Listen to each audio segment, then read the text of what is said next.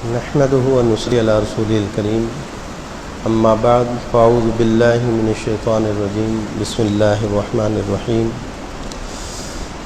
ومن الإبل اثنين ومن البقر اثنين قل الذكرين حرم أم الأنثيين أم كنتم شهداء إذ وصاكم الله بهذا صدق الله العظيم وصدق رسوله النبي الكريم ونحن على ذلك لمن الشاهدين والشاكرين.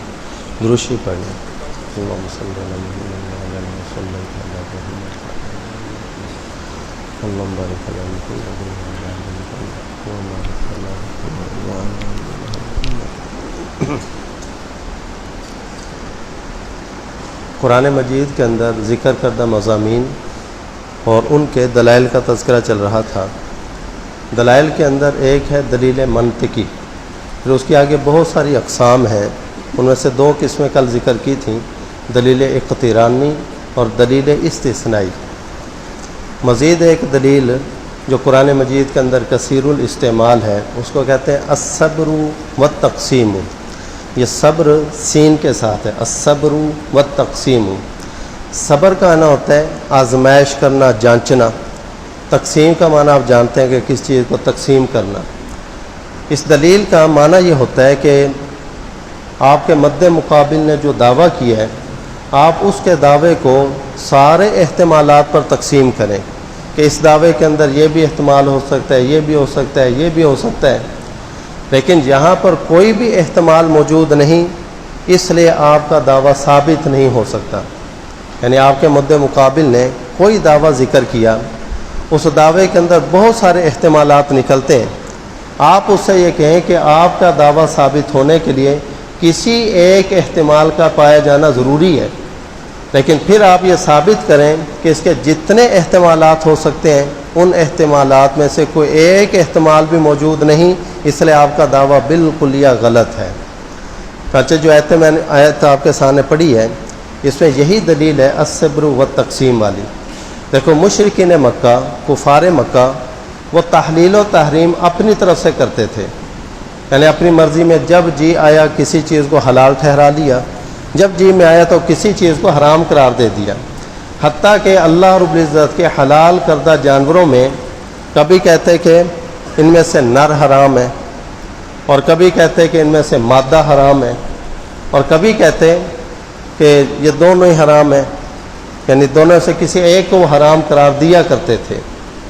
تو اللہ رب العزت نے ان کے اس دعوے کو رد کیا اور فرمایا کہ یہ تحلیل و تحریم نر یا مادے کے حرام ہونے میں عقلی طور پر 4 صورتیں ہی بن سکتی ہیں. یعنی آپ کے دعوے کے اندر صرف 4 احتمالات ہیں، جبکہ یہاں ان 4 احتمالات میں سے کوئی ایک احتمال بھی موجود نہیں، اس لیے یہ آپ کا دعویٰ غلط ہے. جن جانوروں کو اللہ نے حلال قرار دیا ہے ان کے نر بھی حلال ہیں، ان کے مادہ بھی حلال ہیں. اپنی طرف سے کبھی کہنا کہ نر حلال، کبھی کہنا کہ مادہ حلال، یہ بات درست نہیں.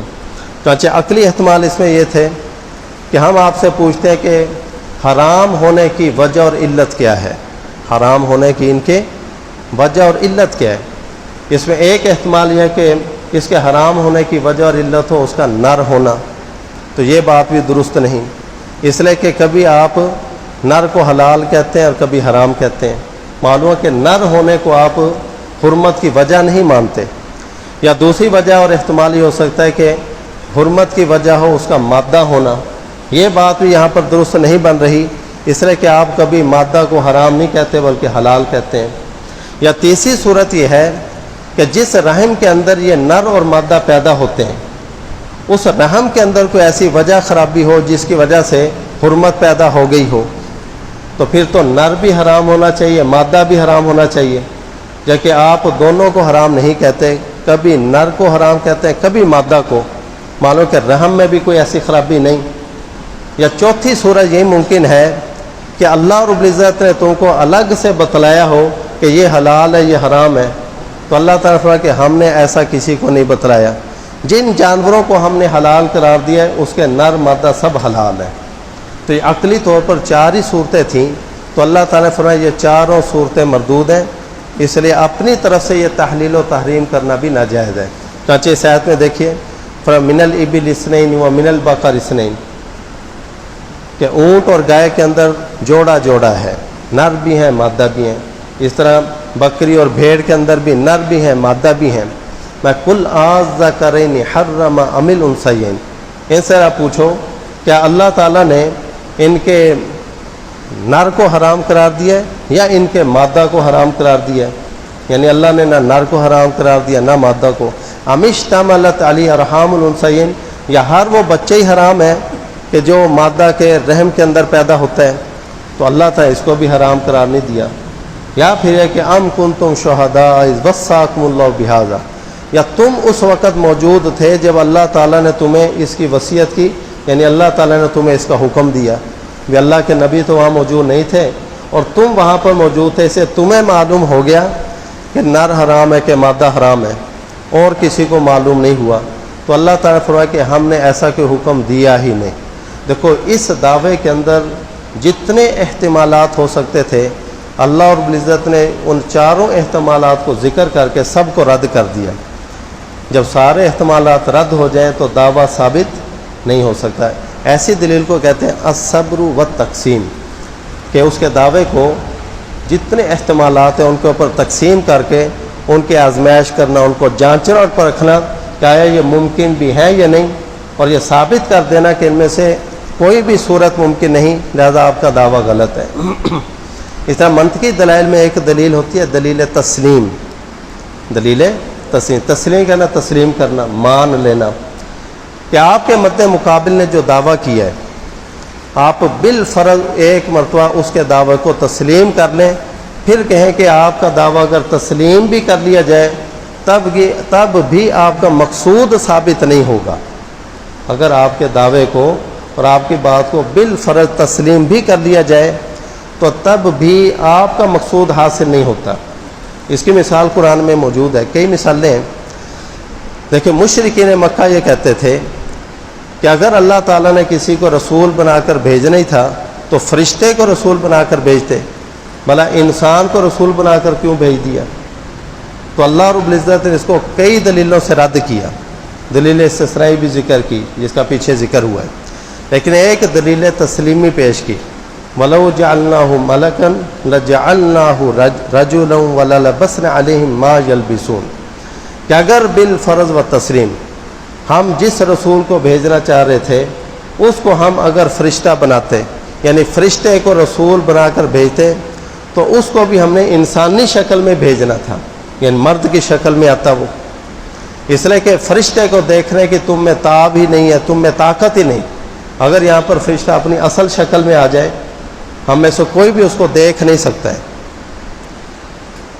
تو اگر ہم فرشتے کو رسول بنا کر بھیجتے تو بھی فرشتے کی شکل میں نہ آتا بلکہ مرد کی شکل میں آتا، تو تم پھر بھی اسی طرح شبہ میں پڑے رہتے کہ یہ تو کوئی انسان ہی فرشتہ ہے، یہ کوئی انسان ہی رسول بن کر آ گیا، تو پھر بھی تمہارا مقصود حاصل نہ ہوتا، اس لیے کہ فرشتہ بھی آتا وہ بھی انسانی شکل میں آتا، اس لیے کہ انسانوں کی رہنمائی ایک انسان ہی کر سکتا ہے، فرشتہ نہیں کر سکتا ہے۔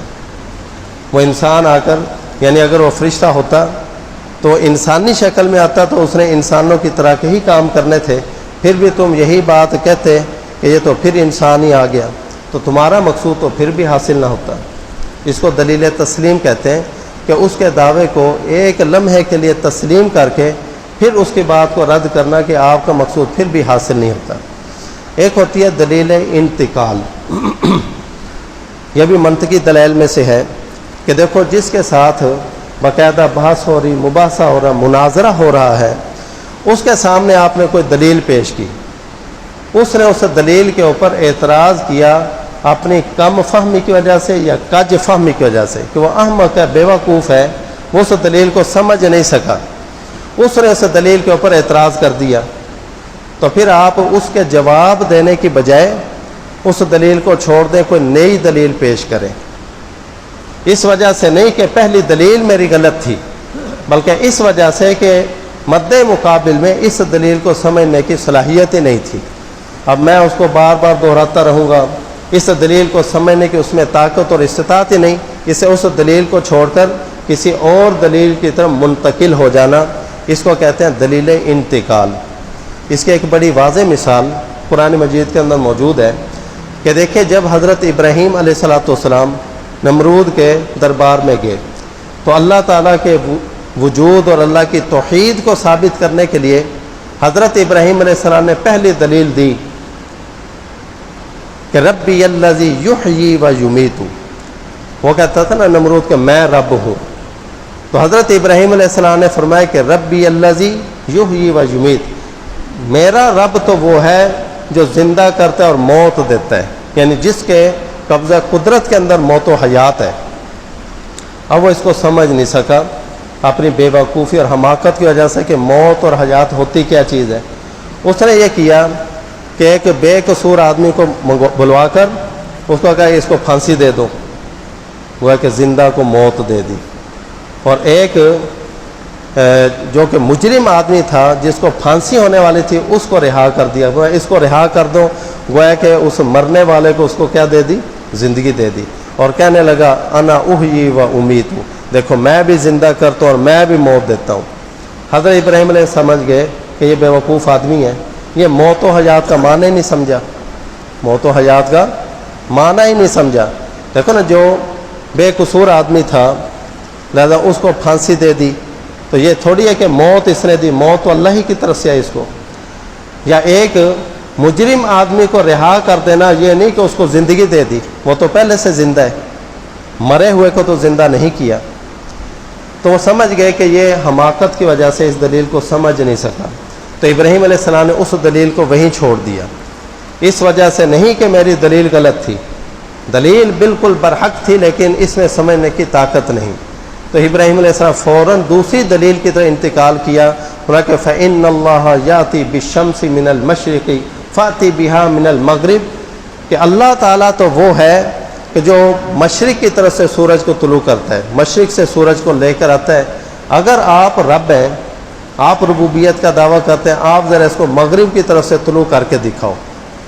بھائی اتنی بات کہنی تھی، فَبُہِتَ الَّذِي كَفَرَ، تو اللہ تعالیٰ کی ذات کا منکر آدمی وہیں پہ مبہوت رہ گیا اور لاجواب ہو گیا، پھر اس کا کوئی جواب نہ دے سکا، چانچہ جو پہلے سے وہ اپنی باتیں بنا رہا تھا ساری باتیں اس کی وہیں پر ختم ہو گئیں۔ ایسی دلیل کو کہتے ہیں دلیل انتقال۔ تو حاصل یہ کہ اللہ رب العزت نے ان مضامین کو ثابت کرنے کے لیے توحید کے مضامین ہیں، اس طرح رسالت کے ہیں، عقیدہ آخرت کے ہیں، ہر قسم کے دلائل دیے۔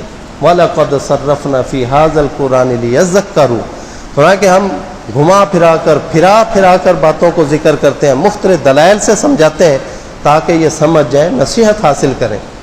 لیکن جو ضد کے اوپر پھنسے ہوئے ہوں، فَأَبَىٰ أَكْثَرُ النَّاسِ إِلَّا كُفُورًا، وہ ناشکری کے اوپر ہی تلے رہتے ہیں۔ کہ ہم نے تو ہر قسم کے دلائل دے کر سمجھانے کی ان کو کوشش کی ہے۔ اللہ تعالیٰ سے دعا ہے کہ ہمیں قرآن مجید کے ان عقائد کو پختگی کے ساتھ اپنانے کی توفیق عطا فرمائے۔ آمین۔ وآخر دعوانا الحمدللہ رب العالمین۔